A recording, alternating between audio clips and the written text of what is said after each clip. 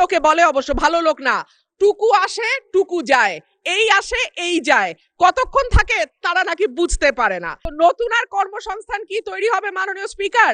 যারা আছেন চাকরি করছেন তাদের চাকরি আর কতদিন থাকে আল্লাহ মাবুদে জানে। এই সরকারের প্রথম 3টি কাজের একটি ছিল আইন শৃঙ্খলার উন্নতি, 2 নম্বরে ছিল দ্রব্যমূল্য নিয়ন্ত্রণ এবং 3 নম্বরে হলো জ্বালানি খাতের নিশ্চয়তা।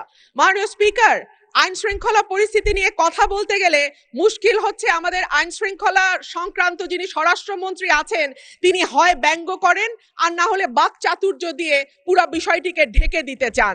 কিন্তু সাধারণ মানুষের সঙ্গে কথা বললে মাননীয় স্পিকার জানা যায় যে বাংলাদেশে পররাষ্ট্র মন্ত্রণালয়ে যেমন 3 জন মন্ত্রী আছেন, 64টা জেলায় 64 জন আইন শৃঙ্খলা বিষয়ক স্বরাষ্ট্রমন্ত্রী থাকলে কেবল মন্দ হতো না বাংলাদেশের আইন শৃঙ্খলা পরিস্থিতির এতই ভালো অবস্থা।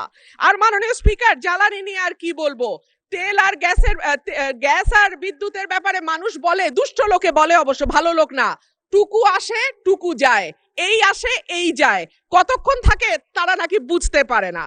এইবার আসি মাননীয় স্পিকার, যখন তেলের দাম বাড়ছে, যখন বিদ্যুৎ হাহাকার এবং যখন গ্যাস পাওয়া যায় না, তখন 1 কোটি নতুন কর্মসংস্থান সৃষ্টি করবে বলে যেই সরকার প্রতিশ্রুতি দিয়েছিল নির্বাচনে, সেই সরকার ক্ষমতায় আসার 6 মাসের মধ্যে 62,000 লোক তাদের চাকরি হারিয়েছে আর 900-র উপরে কলকারখানা বন্ধ হয়ে গেছে।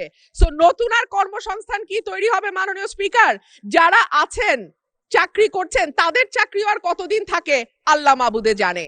বাজারে যখন মানুষ যায় 80 টাকার নিচে কোনো সবজি নাই, ডিমের দাম কয়েক দফা বেড়েছে, চালের দাম, বিশেষ করে মিনিকেট যে চাল বলা হয় এটা নাকি খায় না, তারপরেও তো কেউ কেউ খায় মাননীয় স্পিকার, যখন দ্বিগুণ হয়ে যায় এবং যখন আমরা টিসিবির লাইন দেখি তখন